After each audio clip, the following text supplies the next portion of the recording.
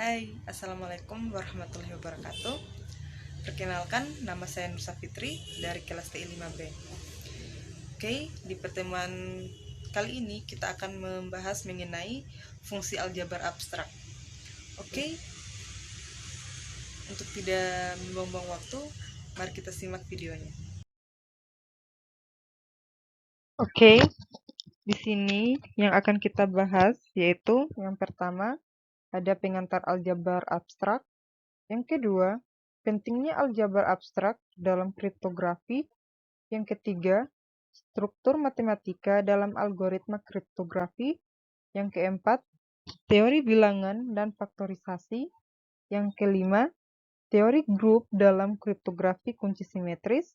Dan yang terakhir, ada aplikasi kriptografi dalam keamanan informasi. Oke, yang pertama, pengantar aljabar abstrak.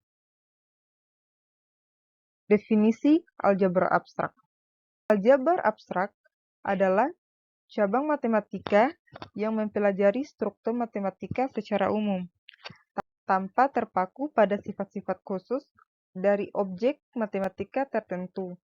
Ini melibatkan penelitian tentang konsep-konsep seperti grup, medan, dan struktur matematika lainnya, tanpa memperhatikan objek konkret yang mungkin direpresentasikan oleh konsep-konsep tersebut. Pentingnya aljabar abstrak dalam matematika terletak pada kemampuannya untuk memberikan kerangka kerja yang umum untuk memahami dan mengkaji berbagai struktur matematika. Dengan pendekatan ini, aljabar abstrak memungkinkan matematikawan untuk mengidentifikasi pola dan sifat-sifat umum yang mungkin tersembunyi di balik berbagai struktur matematika yang berbeda. Next. Contoh struktur matematika. Di sini ada dua contoh struktur matematika yang sering digunakan dalam aljabar abstrak. Itu melibatkan yang pertama ada grup. Di sini grup ini sebuah himpunan elemen dengan operasi biner tertentu yang memenuhi sifat-sifat tertentu seperti asosiatif, adanya elemen identitas, dan adanya elemen invers. Yang kedua ada medan.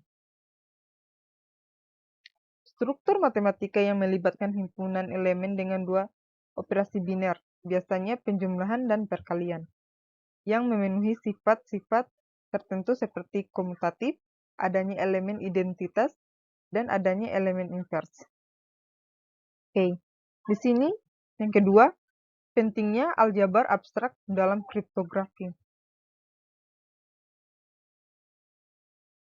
Aljabar abstrak memberikan fondasi matematika yang kokoh untuk mengembangkan teknik-teknik kriptografi dengan menyediakan kerangka kerja yang umum untuk memahami dan menganalisis struktur matematika yang melibatkan dalam algoritma kerja yang umum untuk memahami dan menganalisis struktur matematika yang terlibat dalam algoritma enkripsi dan dekripsi. Ya, di sini ada beberapa konsep kunci dalam aljabar abstrak yang penting dalam kriptografi. Itu melibatkan ada tiga. Yang pertama, grup dalam kriptografi. Yang kedua, ada medan dalam kriptografi. Yang ketiga, teori bilangan dalam kriptografi. Oke. Di sini ada penjelasan. Yang pertama, grup dalam kriptografi. Di sini, grup menyediakan model matematika untuk operasi aljabar yang terlibat dalam algoritma kriptografi. Misalnya, grup dapat digunakan untuk menggambarkan langkah-langkah enkripsi dan dekripsi dalam kriptografi kunci simetris. Konsep seperti elemen identitas, elemen invers, dan sifat-sifat grup lainnya membantu memahami struktur operasi yang digunakan dalam pengamanan pesan. Yang kedua, medan dalam kriptografi.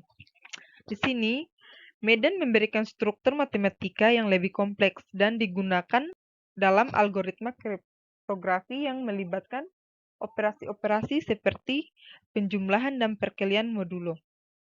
Contohnya, medan dapat digunakan dalam algoritma kriptografi kunci publik seperti LGML atau RSA. Sifat-sifat medan yaitu seperti kumulatif dan distributif, memainkan peran penting dalam merancang algoritma kriptografi yang aman. Yang ketiga, teori bilangan dalam kriptografi. Teori bilangan memiliki peran khusus dalam kriptografi, terutama dalam kriptografi kunci publik. Contoh paling terkenal adalah keamanan RSA, yang bergantung pada kesulitan faktorisasi bilangan bulat besar. Teori bilangan membantu merancang skema kunci publik yang sulit untuk dipecahkan, seperti masalah faktorisasi, bilangan besar atau logaritma diskret. Yang ketiga, struktur matematika dalam algoritma kriptografi. Aljabar abstrak memberikan fondasi matematika yang kokoh untuk mengembangkan teknik-teknik kriptografi dengan menyediakan kerangka kerja yang umum untuk memahami dan menganalisis struktur matematika yang terlibat dalam algoritma enkripsi dan dekripsi. Ini ada ilustrasi penggunaan grup dan medan dengan contoh konkret menggunakan operasi modulo pada medan bilangan bulat. Di sini ada dua langkah, yaitu langkah enkripsi dan langkah dekripsi. Oke, langsung saja. Yang pertama, langkah enkripsi. Kriptografi kunci simetri, di sini contoh operasi modulo. Langkah-langkah enkripsi yaitu ada dua, yaitu yang pertama, pemilihan kunci. Kunci simetris, misalnya ada suatu bilangan bulat yaitu K, di sini K. Yang kedua, pemilihan grup. Mari kita anggap Zn sebagai grup bilangan bulat modulo N, di mana N adalah bilangan bulat positif. Operasi enkripsinya yaitu pesan terbuka atau P adalah elemen dalam Zn. Yang kedua, enkripsi dilakukan dengan operasi modulo N, misalnya C, P tambah K, modulo N.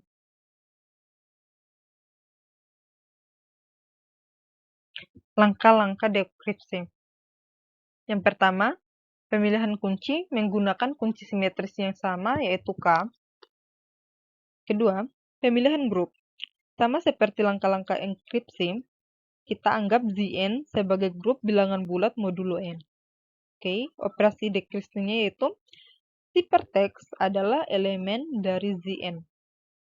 Dekripsinya yaitu dilakukan dengan operasi modulo N, misalnya P dengan C kurang K modulo N6. Dalam contoh ini, Zn adalah medan bilangan modulo N, dan operasi modulo mod N memastikan bahwa hasil enkripsi dan dekripsi tetap dalam himpunan bilangan bulat 0 hingga N sampai 1. Oke, selanjutnya yang keempat, teori bilangan dan faktorisasi. Oke, di sini ada peran teori bilangan dalam kriptografi kunci publik. Yang pertama, ada pemilihan kunci. Teori bilangan membantu dalam pemilihan kunci kriptografi kunci publik yang kuat. Kunci publik dan kunci privat dalam algoritma kunci publik seperti RSA adalah pasangan kunci yang terkait secara matematis. Yang kedua, ada faktorisasi bilangan. Keamanan kriptografi kunci publik seringkali bergantung pada kesulitan melakukan faktorisasi bilangan besar. Dalam RSA, keamanan kunci privat bergantung pada kesulitan faktorisasi produk dua bilangan prima besar. Oke. Yang kelima, teori grup dalam kriptografi kunci simetris. Oke. Di sini konsep teori grup dalam kriptografi kunci simetris yaitu ada 4, yaitu grup enkripsi. Yang kedua ada elemen identitas dan invers. Yang ketiga ada operasi grup dalam enkripsi. Dan yang keempat ada operasi grup dalam dekripsi. Sini ada contoh operasi aljabar pada grup dalam kriptografi kunci simetris. Di sini, misalkan kita memiliki grup enkripsi G dan operasi enkripsi K dalam kriptografi kunci simetris. Kunci K adalah elemen dalam G. Oke. Langkah-langkah enkripsi yaitu yang satu, pemilihan kunci. Pilih kunci K dari himpunan kunci G. Kedua, operasikan enkripsi yaitu enkripsi pesan P dengan menggunakan operasi EK C sama dengan EK P. Di sini. Yang kedua, langkah-langkah dekripsi. Yang pertama, pemilihan kunci. Kunci K yang sama digunakan untuk dekripsi. Dekripsi ciphertext C dengan menggunakan operasi inverse DK P sama dengan DK C. Oke, yang keenam, aplikasi kriptografi dalam keamanan informasi. Sini ada penerapan aljabar abstrak dalam kriptografi. Yang pertama, kriptografi kunci simetris, yaitu di sini contoh penerapannya yaitu algoritma kunci blok. Yang kedua, ada kriptografi kunci public. Di sini penerapannya itu pada RSA.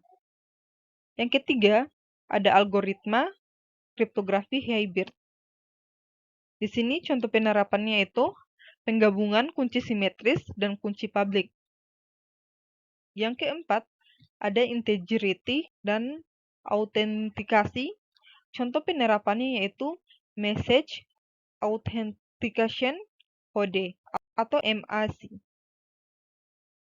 Yang kelima, ada algoritma pencucian tanda tangan, yaitu contoh penerapannya di sini digital signature algoritma.